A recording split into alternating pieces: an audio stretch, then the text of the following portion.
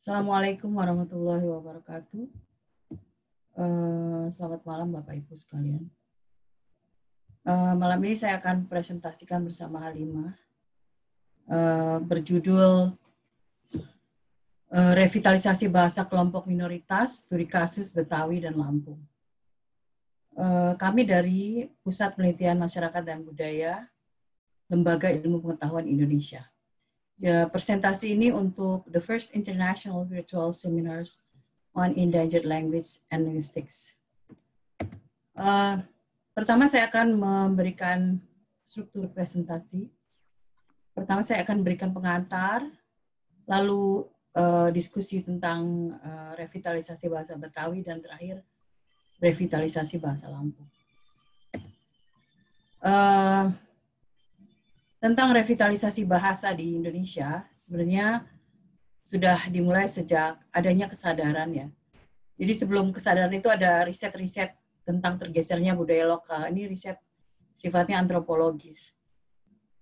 Kemudian ada kesadaran bahwa bahasa lokal mulai tergerus. Nah, di sini lembaga bahasa atau waktu itu Badan Bahasa membuat sebuah program revitalisasi bahasa, itu sejak Repelita pertama tahun kedua di tahun 1970-an.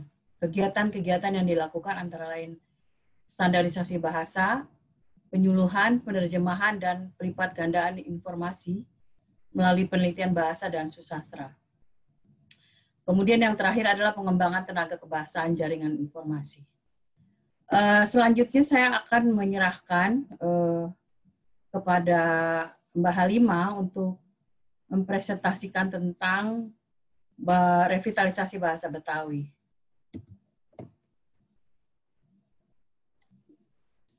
Baik, terima kasih Mbak Imel. Di sini saya akan menjelaskan tentang orang Betawi dan bahasanya di Jakarta. Jadi kalau kita bisa tahu bahwa etnik Betawi adalah suku asli Jakarta yang hidup di tengah masyarakat yang multikultural. Ketika kita berbicara tentang orang Betawi dan bahasanya, maka tidak terlepas dari konteks Jakarta, pembangunan, migrasi, dan juga perkawinan antar etnis. Yang pada akhirnya ini membawa pada pergeseran bahasa yang ada di suku Betawi di Jakarta. Sebagai ibu kota, kontak antar etnik termasuk kontak bahasa ini tidak bisa kita hilangkan. Karena apa? Karena wilayah-wilayah yang tadinya Betawi ada di Jakarta akibat pembangunan, dia akhirnya bermigrasi ke berbagai wilayah yang ada di pinggiran Jakarta. Maka kita bisa melihat di sini misalnya secara administratif pada saat ini orang Betawi tidak hanya menjadi penduduk DKI Jakarta, tetapi juga menempati wilayah-wilayah di pinggiran Jakarta, baik itu di Tangerang, di Bekasi, Depok, maupun di Bogor. Lalu bagaimana dengan bahasa Betawi di Jakarta? Lanjut, Mbak. Bahasa Betawi disebut juga sebagai Melayu dialek Jakarta. Pada saat ini, mungkin kita bisa lihat bahwa persebaran orang-orang Betawi ini tidak hanya di Jakarta, tetapi juga di berbagai wilayah di pinggiran Jakarta. Tetapi di Jakartanya sendiri, wilayah penggunaan bahasa Betawi ini menyempit. Kita bisa lihat di peta bahasa di Provinsi DKI Jakarta, di mana penggunaan bahasa Betawi berada di satu titik terbesar adalah di Jakarta Selatan. Pada saat ini, ketika kita bicara kondisi bahasa Betawi itu sendiri, sebenarnya dapat dikatakan bahwa bahasa Betawi ini masih bertahan, tetapi cenderung mengundur penutur lokalnya. Mengapa? Karena kebertahanan bahasa Betawi ini pada saat ini kita bisa melihat di media-media mainstream penggunaan bahasa Betawi di sinetron-sinetron maupun di radio-radio komunitas maupun orang Jakartanya sendiri. Tetapi kenapa bisa dibilang mengendur penutur lokalnya? Karena pada saat terjadinya kontak antar budaya, kontak antar bahasa, maka penggunaan bahasa yang sering kali digunakan oleh orang Betawi adalah bahasa Indonesia.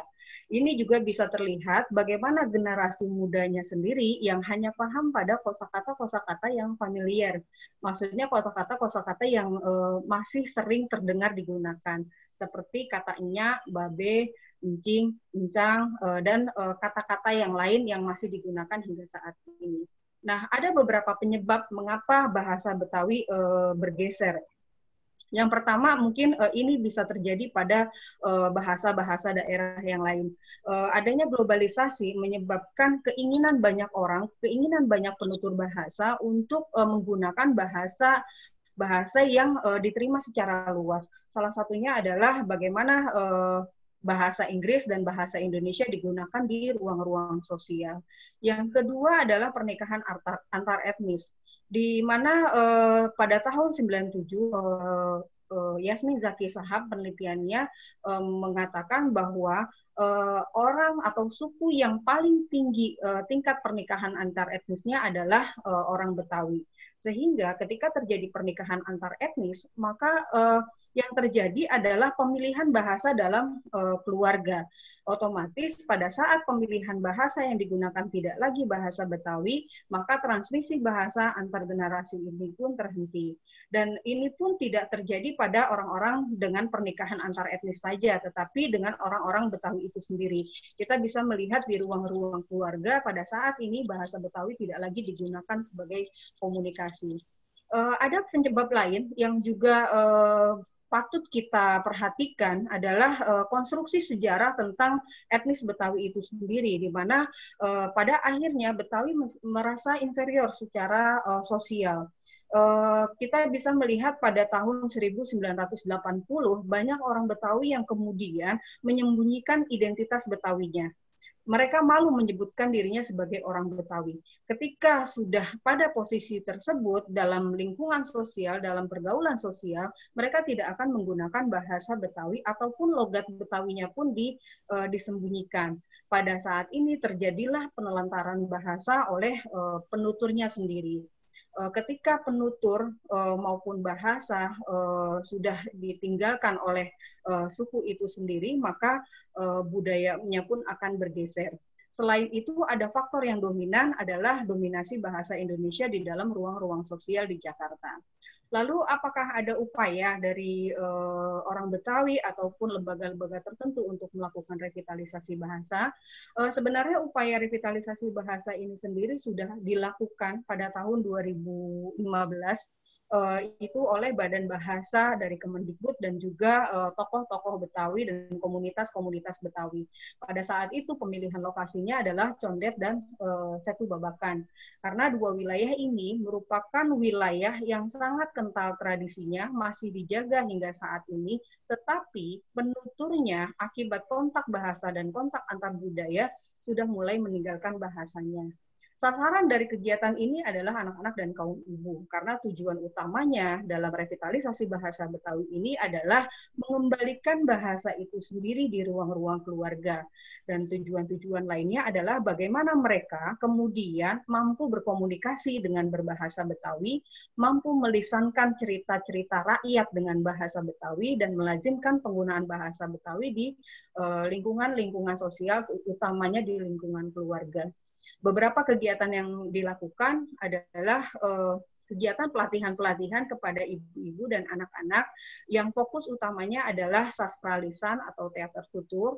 Kemudian ada juga selokaan, itu bahasa Betawi yang artinya sindiran-sindiran. Biasanya Betawi punya istilah-istilah atau perumpamaan-perumpamaan dalam bahasa Betawi, dan ada juga permainan-permainan anak-anak Betawi. Mengapa? Karena tiga kegiatan ini merupakan kegiatan-kegiatan yang banyak menggunakan bahasa-bahasa Betawi dan membangkitkan penggunaan bahasa Betawi di dalam ranah tersebut. Nah, kegiatan revitalisasi ini sendiri juga sebenarnya didukung oleh kebijakan dari Perda nomor 4 tahun 2015 tentang pelestarian kebudayaan Betawi, yang di dalamnya termasuk juga pelestarian bahasa Betawi. Dan selain itu, kita bisa juga melihat ada beberapa kegiatan volunteer yang dilakukan oleh komunitas-komunitas Betawi ataupun orang-orang Betawi sendiri, seperti membuat kamus bahasa Betawi, baik online maupun offline. Kita bisa melihat di aplikasi Play Store ada kamus bahasa Betawi. Ada juga kamus yang dibuat oleh budayawan Betawi tentang kamus dialek Jakarta. Saya kira itu, saya kembalikan ke Mbak Imel.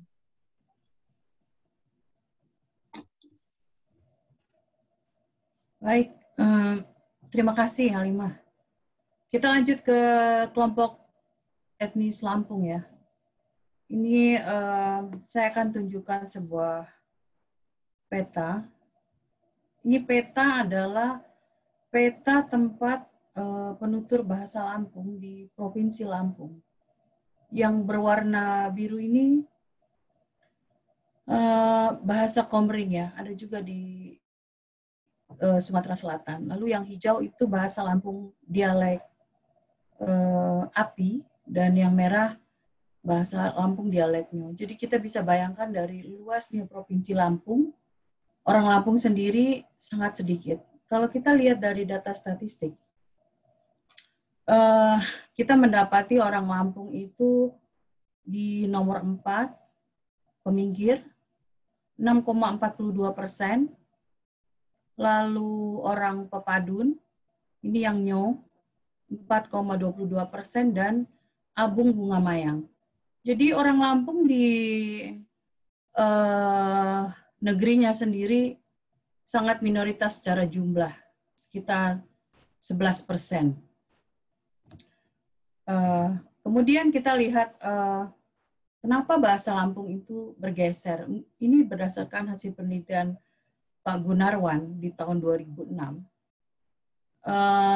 Yang menjadi, dia menyebutkan bahwa Provinsi Lampung itu sangat plural, banyak etnis-etnis di situ, sehingga orang Lampungnya sendiri jadi multilingual, dan kemultilingualan itu tidak stabil.